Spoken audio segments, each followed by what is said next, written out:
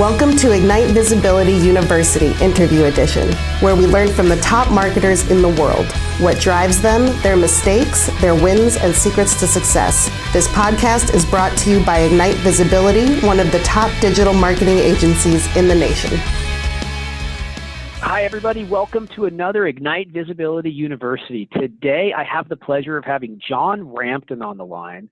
And today, we're going to talk about his new ventures, his rise to becoming an influencer, and why he takes pride in being a connector. So if you don't know about John, John's a serial entrepreneur who loves helping people in addition to building amazing products and services that scale. And John was recently named number 2 on the top 50 online influencers in the world by Entrepreneur Magazine. That's a huge, huge feat, as well as a blogging expert by Forbes. And Time Magazine recognized John as a motivational speaker that helps people find a sense of meaning in their lives. I absolutely love that. And John currently advises several companies in the Bay Area. John, welcome to the Ignite Visibility University podcast. Thanks so much for being on. How are you doing today? I'm doing well. Thanks guys, for having me on. So happy to have you here. I think the last time I saw you was at Web Summit in Portugal, and that was an amazing event, and it was fun to kind of connect with you there. It's been a while since then. Tell us what you're doing today. What's your current role look like? What are you up to? Yeah, so I'm still in the startup world. I have a startup called Calendar. We have reimagined the whole calendar experience. We're calendar.com for those listening that want to go check it out. And we're just, we reimagine the calendar, rethought through everything. And our goal is to make your calendar a much more productive atmosphere. So it's what I'm working on. That seems like a really appropriate challenge with how busy everybody is and how difficult scheduling is nowadays. And there's got to be a demand for that just to save people time, I would imagine. Oh, yeah. Yeah, lots of entrepreneurs, lots of business owners who are just trying to, find a couple more minutes in their day. So should virtual assistants and just executive assistants in general be afraid for their job now that they know that you're attacking this problem? I wouldn't necessarily say afraid for their job, but my goal is to help them do their job in a much more proficient way. I like that. That's great. And so but that's not the only thing that you're a part of. Aren't there a couple other companies that you're connected with too? And any that you'd like to chat about? Yeah, I also have a payments company called Do. We do payment processing, credit card processing for small business owners. We have about 300,000 customers, processing billions of dollars in payments every single month. They have a very large team. I founded that company. I got to a point where, the company outgrew me as an actual business owner. And, I stepped aside, hired somebody else to really take over the day-to-day and be better at the company than I could ever be. So I have that. I also have a healthy snack company called NatureBox that, we're providing snacks for, some of the largest businesses in the world. And we do unlimited snacks for $20 per employee per month. So, and you get unlimited snacks for all your employees. So we have that company as well, and it's going to very well as well. We have a great team that runs that as well. But my day-to-day focus is on Calendar. Awesome. Well, congratulations on your success with Do and those other companies. The last time I spoke to you, Do was just getting started. And so it's definitely grown a lot since then. Yeah. With all those different companies going, and I know this is something that it's a question that a lot of people get asked when they are kind of a serial entrepreneur. But with all those things going on, how do you keep them all going at once? How do you make sure that they're successful all at the same time? How do you kind of manage your day and your life with all those different businesses happening at once? Yeah, great question. The biggest thing is have the right team members. If you don't have the right team members, it's going to come crashing down. My second biggest thing beyond having the right team is knowing your limits and your limitations. So what I mean by that is, I know what I'm really, really good at and what I'm not good at. And I feel as an entrepreneur and the people listening to this, you might be thinking, oh, I can handle everything. I can do everything. Oh, I'm not good at a lot of things, but you still try and do everything. I've learned what I'm really, really good at and what I'm not good at. And anything that I'm not good at, I tend to have other team members do it. And I could most likely, me being Mr. Superhero and Superman, I could probably do it better than all my employees do it. But being a leader is teaching people how to lead in their own ways, teaching them how to do other things that you could still do and helping them become better at it. Because ultimately, in order to be able to scale you and scale any of your businesses, and not even scale, just grow in any meaningful way, you have to step out of yourself and learn to lean on others. That's a really great piece of information. Ignite Visibility University, I hope that you take that to heart. That's something that I have certainly learned over the course of my career as well. Starting out with Ignite, 7 years ago, at first I was writing all the copy, doing the link building, the social media, running the pay-per-click for clients. Nowadays it's much different. And I found that a lot of my superpowers are working with the top clients, for the best in class strategies and doing marketing, creating awareness, connecting with really smart people like John. And John, sounds like, you've done the same thing in your businesses, and you've even done it at a larger level than me, where you've got multiple entities kind of running on their own.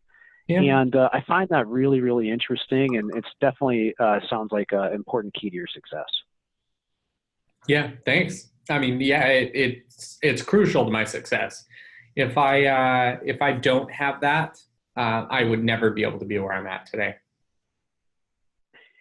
And when I was kind of doing a little bit of research on you and your backstory, I found that there's actually a little bit more to you and where you are today. So one of the things I saw is that at one point during your life, you had kind of a traumatic injury, and that sets you on a different path and kind of sparked things and put you, kind of moving towards the position where you are today. Tell me a little bit about what happened to you and why that inspired you to be where you are.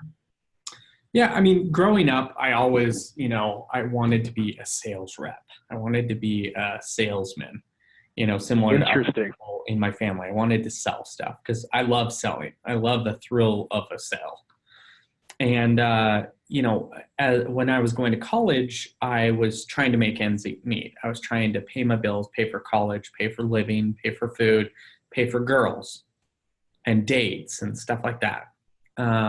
And in the course of this, I was working a lot. I had a full-time job, and then on the weekends, I was working at another job just to make a couple extra bucks. And while I was working at another job, I ended up being at a construction site, working with a few friends, basically kind of cleaning a construction site up on the weekend, and like spraying off equipment and spraying gutters and just kind of cleaning up. And while I was there, I ended up one of the weekends I was working, I was like facing with headphones in, facing a curb, just spraying it off, or spraying off a piece of equipment that was on the curb and then spraying the stuff down the curb. I ended up being run over. It backed over me. He was backing up and I was looking the other way, and I had one of these large pieces of construction equipment back over me, and it snapped my leg in half. And basically, over the course of the next couple of weeks / months, I was told by doctor after doctor after doctor that I most likely would never walk again. And, facing this reality, and then, having a bone that was basically snapped in half and crushed in every way, shape, or form, and then having doctors be like, hey, in all likelihood, you probably won't walk again. And it really got to me. It really, it sucked. And, again, a lot of listeners right here might have had life-altering things. We have a death in the family. We have this, I get hurt, or I have pain this or pain that, you never know what's going to happen. Well, that was my current. And, I then went from being like, oh, I can walk, to, hey, I'm going to never be able to walk again. You can't really get from job site to job site and sales thing to sales thing in a wheelchair that well. So, I started just rethinking my life, and, I then met a doctor who was like, hey, we can give you hope and you might be able to walk again, and did some stem cell therapy and, went through a hellacious time. And now I can actually walk, I run, I function very, very, great. But during that year period where basically a doctor was like, hey, you may never walk again, but I'm going to give you a chance. And, if you want to walk again, I need you to basically stay in bed for, 6 to 8 months, maybe up to a year. Don't walk, have a catheter in you, and, stay completely, immobile so your leg can regrow in the way that we want it to. Putting in a bunch of metal and equipment in my leg and just letting it heal. And, during that time, I had a lot of time to think. I watched a lot of movies, watched a lot of this, but I also read a lot of books, and really started to learn. And that really got me, in the online sense. And that's where I really started to learn online marketing and learn what it takes to push businesses online. I still worked for the same company that I worked for, before the accident. They were like, hey, you're a salesperson, you're commissioned to make sales. So if you can still keep making sales, you can still get paid. So I started learning how to sell online. And that got me very, very good at selling online. And I sold these little widgets online. It was a little virtual tour, and I sold them for $8 to $20 was my commission. And I sold them for about $100 to $250 was how much they cost for real estate agents. And before I was just like, inbound, people were calling, and I was going out to offices, meeting people, trying to get offices to sign up, but it wasn't really an option. So I then proceeded. Nowadays you can't necessarily do this, but I started to learn a little bit of programming, and I learned how to scour the web and scrape the web and look for phone numbers, because the web was kind of just coming online. I'd been online for like 5 or 8 years. Not many people had websites, but the ones who did were like real players. So I built this scraper that went and crawled some of the search engines at that time, and they would crawl it and give me phone numbers. And then I built this text message thing. You used to be able to text message, be like, a phone number at AT&T.co, at tmo.net, and be able to actually send it as if it's an email, but a phone number, and it would send a text message. It's how you used to be able to. You still can do that way. And I built that, and I would sometimes text like 100,000 people in one day. And there was no laws, there was anything, but, out of that, I'd learn, and I'd get like, 1 or 2 sales out of this. And I'd start getting sales, and I was like, oh, this is how marketing's done. And then I went on Craigslist, which was just getting started. And I posted jobs for people saying, hey, I'll pay you $6. I got paid $8. I'm like, I'll pay you $6. And I started building like my own little affiliate program. And that's kind of how I got into this whole online marketing world. But I found something that worked for me at the time and worked very, very well. It also gave me the confidence that, hey, there are actually people online and they are willing to buy. And I have stuff to sell them. So let's see if we can connect the dots. Really interesting information. Thank you so much for sharing that. I know it's never easy to talk about, traumatic things that have happened in your life. Just a quick note on that, it really speaks to me, and all Ignite Visibility University listeners. I mean, when you go through something traumatic, you come back, it can really give you a new lease on life, just make you so happy just to be able to get out of bed, just live for that day. I mean, briefly, I have a kind of a similar story. When I was 16, I was running, playing soccer, a great soccer player, broke my leg in half, had compartment syndrome, a fasciotomy. I was in and out of the hospital for about a year, and it was brutal. And then I got better. I broke my other leg. I've had 6 broken bones, mostly through athletic stuff. And so, John, I bring that up just because I feel like we have a little bit of a connection there, because to be honest, I was kind of a jerk before all that stuff happened. I had a little bit of a chip on my shoulder. And then when I got better, I just felt, and I just felt like I now those days are gone. I just want to be good to all. I want to help people. I want to, just be a good person and live every day to the fullest. And it sounds like that's kind of how you feel. And it also sounds like that has kind of in a way become your mission for marketing, and kind of what drives you. Did I get that right? Is that along the right path? Yeah, I mean, definitely along the right path. I love helping people. Helping people, there's nothing greater in this world than helping somebody else, giving back a little bit. But that's, truly my jam. Now, as far as that goes, the first time I met you, and almost every time I see you, you say, "How can I help you?" And Yeah. I admired that, and I thought that's great, and that's kind of been your thing and how you've become a connector. So why do you connect people? How do you become a great connector, and just why is that important to you? It's pretty easy. You just start.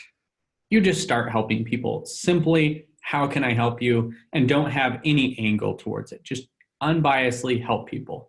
One random one, which was totally outside my realm, but I ended up helping them this past week. I just asked somebody in the business world. I'm like, hey, I really love helping people. How can I help you?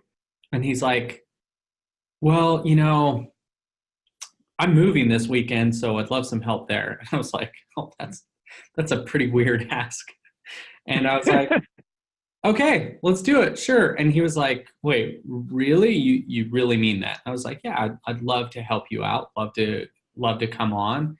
And he was like, okay. So I showed up, and, obviously I have a hurt foot, so I can't lift and can't do things. But before it, I ended up running down to, the hardware store, and I picked up some guys that were there that needed some work, and I brought two people along, and we filled up his truck and helped him move the entire time.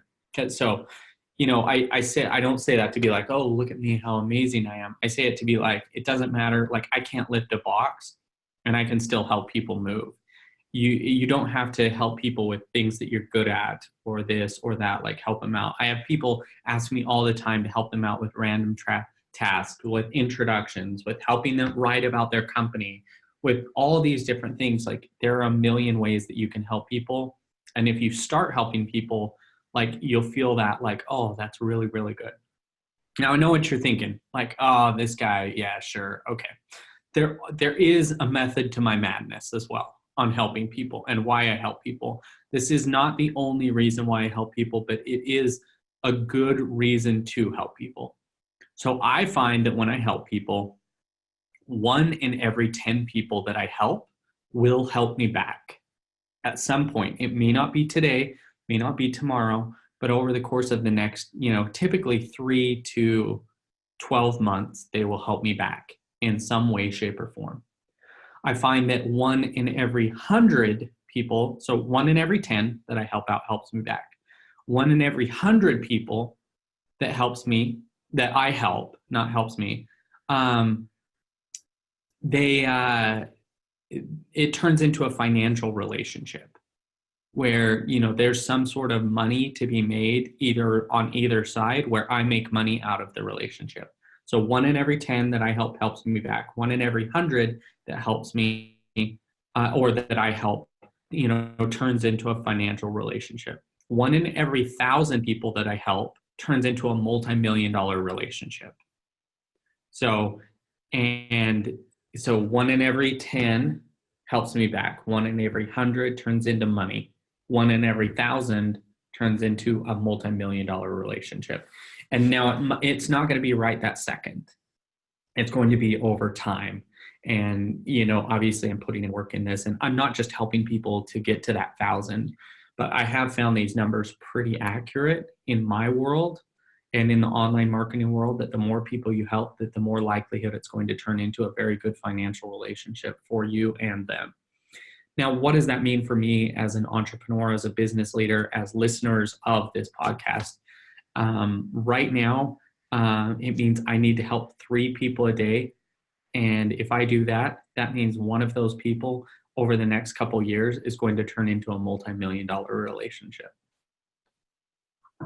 Really interesting. And I think that for me, I've never heard numbers like you said it, and I want to circle back to that in 1 second. But I have always helped, and I've always thought of it as helping selflessly, like Yeah. everything so starting a relationship, helping somebody else out, a free consultation, put out information, content marketing. You and I have very similar content marketing philosophies. And I think, you've got a much larger network than but I get what you're doing and have been able to see a lot of success there. But just by helping people in general, whatever you put out into the world, you get back, right? And if you're doing good, you're putting out, it comes back. Now, circling back to what John just said, John is a digital marketer, and he has learned how things have worked at scale. From the time when he had his injury until now, he has been able to scale a variety of different sources and mediums across digital marketing, and even helping people. He understands the metrics around that, and I find that to be incredibly important. Is understanding metrics and where to spend your time. And that kind of brings me to the next thing that I wanted to talk to you about a little bit. So you talked to me about one of your strategies, which is helping people. And you do it selflessly, but at the same time, it always comes back around because that's just how karma and life works. So when it comes to marketing today, there's so much that's going on across. There's chatbots, there's Facebook, there's Twitter, there's conversion rate optimization strategies. Like, what are you the most excited about on just the digital marketing side today? Like any wins or cool things that you're seeing that are really helping your businesses grow?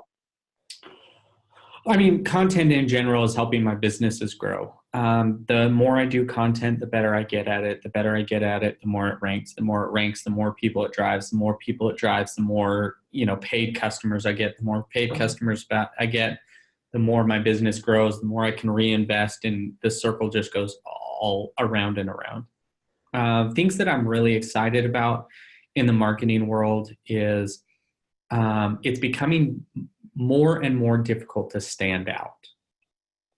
And why that's really exciting for me is people who put in the work and put in the time and learn to play the game or learn the system, the better they're going to get at it. And the more they're going to start standing out.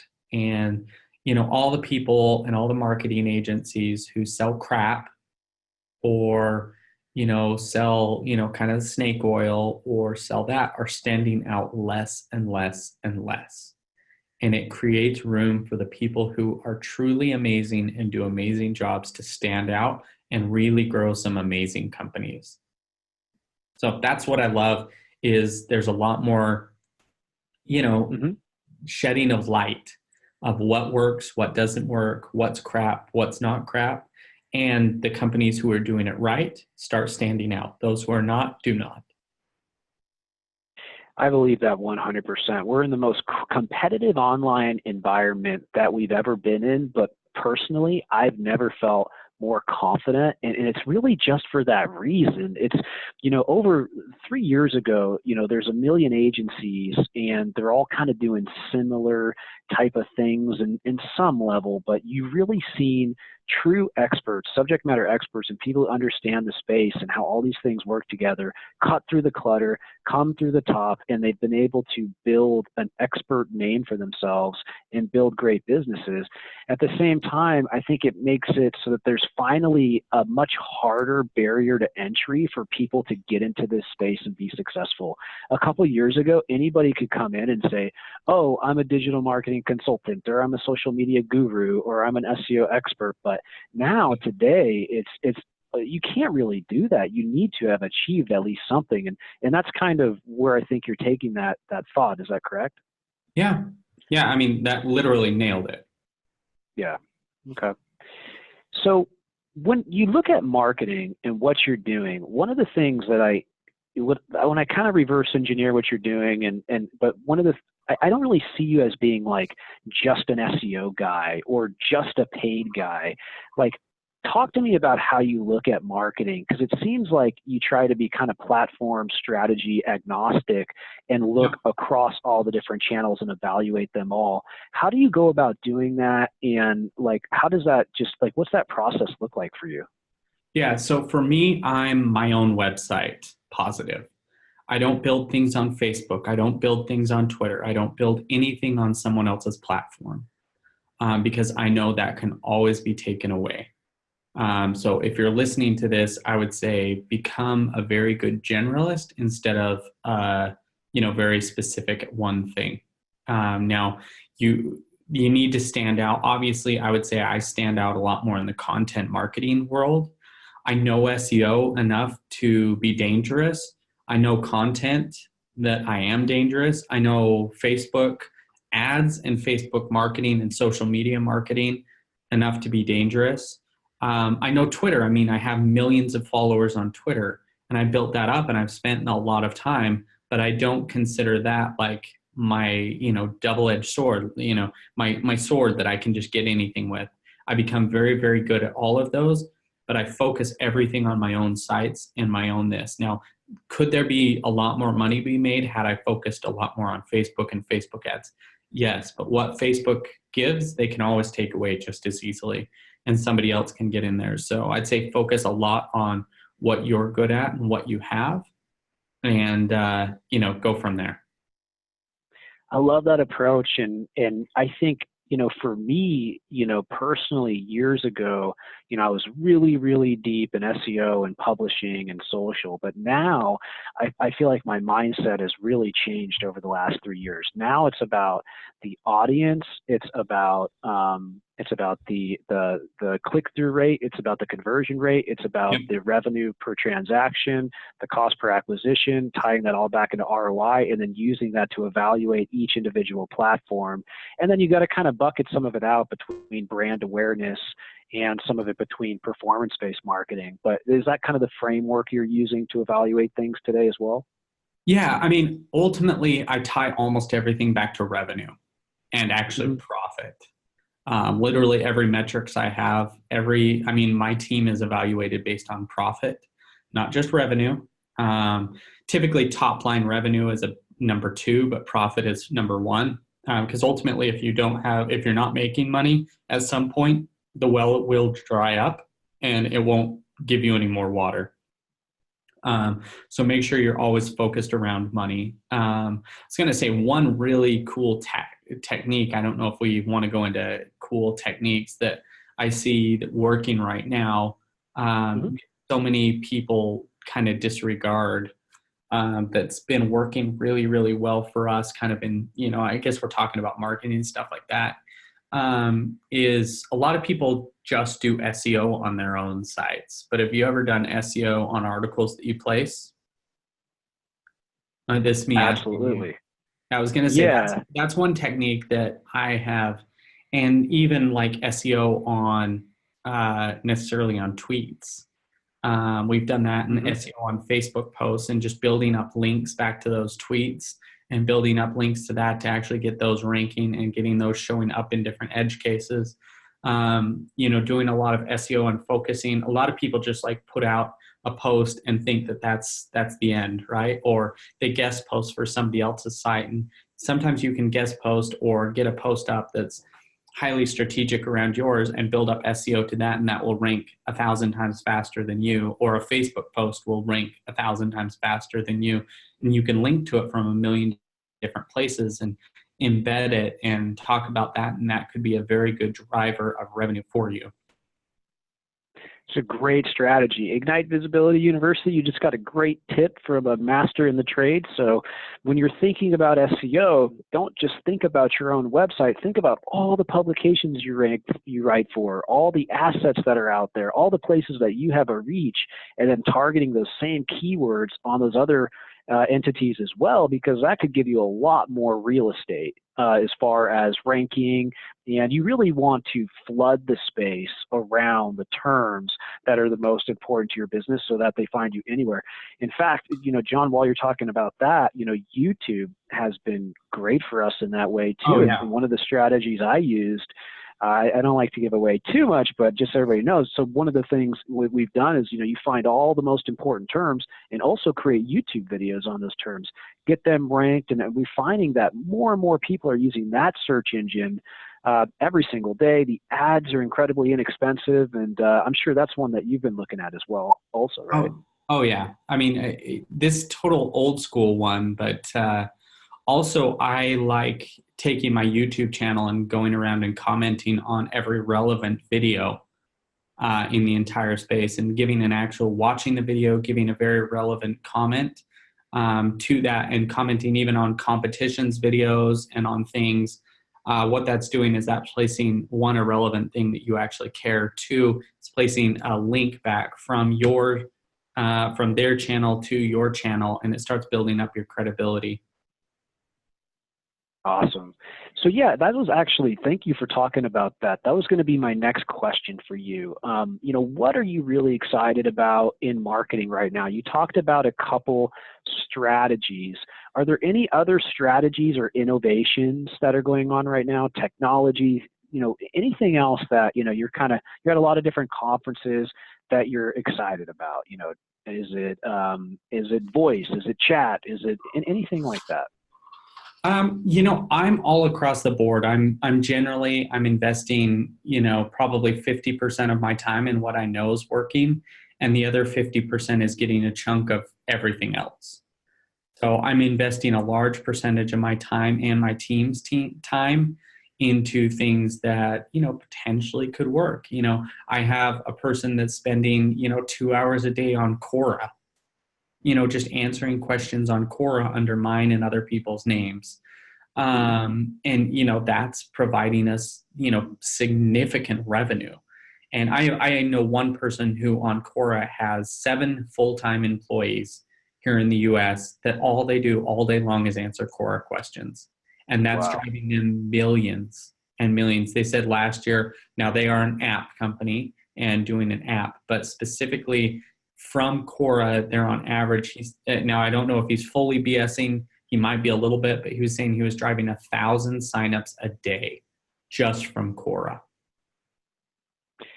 That's amazing. And I think, one thing to watch out for, Ignite University listeners is, you just heard, I almost feel like, John, you can make any network work if you really invest enough time into it. But it just becomes that challenge of where to spend your time nowadays. Yep. Yeah. Again, for us, we're spending a lot of our time, and if it doesn't provide a huge revenue source or actual profit, we're not investing, we're just putting it on autopilot. I would say, 3 years ago, Twitter was driving a significant amount of revenue for our company, but right now it's not. And, even though I have 1.4 or 1.5 million, that's just for one of my handles. I own probably like 10 different handles and across have 5+ million followers. And across all those 5 million followers, I'm still not able to create an ROI with those. So it's just not worth it. So we more automate those versus other platforms. For example, Pinterest for one of my products. Every click from Pinterest is worth $1.35.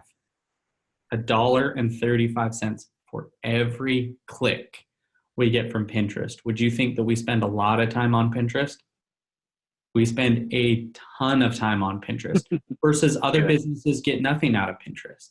So you really got to just dip your toe in the water and try all of them out. I don't suggest, like a lot of people are like, oh, I'm going to invest $20,000 in Pinterest and then they write it off as never working. I would never do that.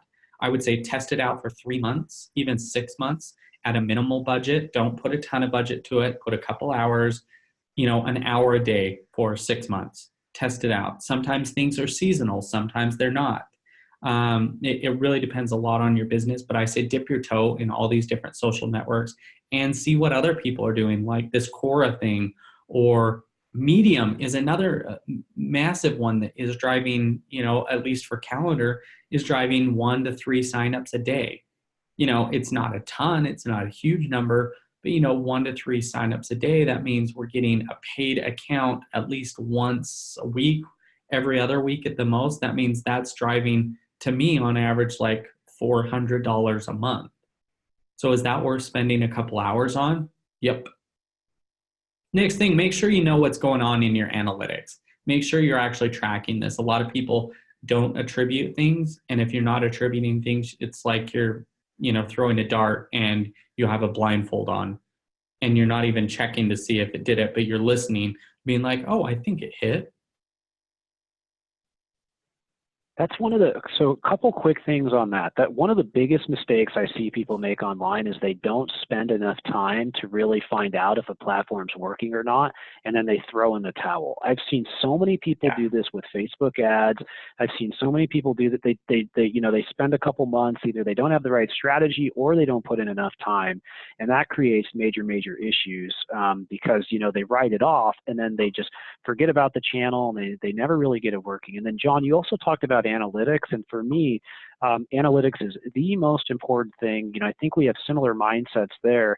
And so for everybody listening to this, you can go into analytics, set a date range, look at your sources, and then find out who's driving traffic, what your conversion rate is, your amount of conversions, and then you can see all that right in there. You can even see what landing page it's hitting, or landing pages, and the amount of conversions you're having on each one.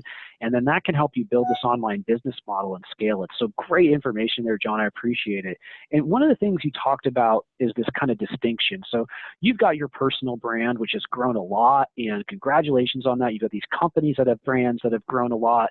I think a lot of people are interested in, becoming thought leaders in some ways and building up their own personal influence. What advice would you have for somebody who's looking to build themselves up as an influencer? What have you learned along the way that's kind of helped you get to where you are today? I would say if you're looking to get started with an influence, make sure it's on a platform that you actually want to be on. A lot of people are, investing a lot of time in things that they don't enjoy. Make sure you actually enjoy it because, when I got started with Twitter, it was a grind. I was tweeting 20, 30 times a day on my own and, seeing 5 new followers a day. But then 5 turned into 50, turned into 5,000, turned into 500,000, and the rest is history. And now I have millions. So over time, it became something. But I really enjoy Twitter. I like being on there. I like communicating. But a lot of times people do not, and they really force themselves. If you ever force yourself, you're going to run out of steam eventually. It's just like blogging. It's just like anything. If you don't enjoy it, once it gets tough, it's going to be gone. 100%. There was a minute where I was like, oh gosh, everybody's going to Snapchat. Maybe I should try this. I tried it for a week, and then I just messed around on it with my kids for the rest of the time, and I just gave it up. It's kind of funny seeing these people, like Gary Vee and these other huge people, got really into Snapchat because there's so many people there, and it still is a huge platform, but it wasn't the right fit for me, So I found personally, I really like the YouTube stuff. It's easy just to get on and talk, and blogging, and Twitter's a bit fun, and Instagram, but other things, just don't really fit. So you've got to find some passion for the platform. And I think, John, also for what you're talking about, I feel like one reason you've been successful on the influencer side is because you have that passion for helping other people. So, I would think you would agree that passion around some topic is critical as well, right? Oh yeah, for sure. And that's why I say it's more, you need to enjoy it. You need to have that passion for it. It needs to be something ingrained in your daily life. Awesome. Okay. Well, thank you so much for spending so much time with us and sharing your knowledge today, John. We really appreciate it. I had one more question for you. What are you most excited about that's coming up for you right now in your life and in business? Anything really cool going on that our listeners would be interested in? Obviously calendar is a big thing that I'm really excited about. And, you guys go sign up. It's just calendar.com. Check it out. It's free. After that, just what's happening in the online marketing space. It's really cool. as well as, I mean, I'd throw my family in there. I'm really loving my family and hanging out with my daughter. She's 3 years old. But as it relates to this and stuff, the future of like marketing is a lot of intelligence, a lot of automation, a lot of, kind of machine learning to help us do our jobs better. I'm really excited for that. I couldn't agree with you more. I feel like you summed it up really well. John, thanks again so much for being on. Awesome interview. Appreciate you. And we'll talk to you soon. Have a great day. All right. Thanks, guys.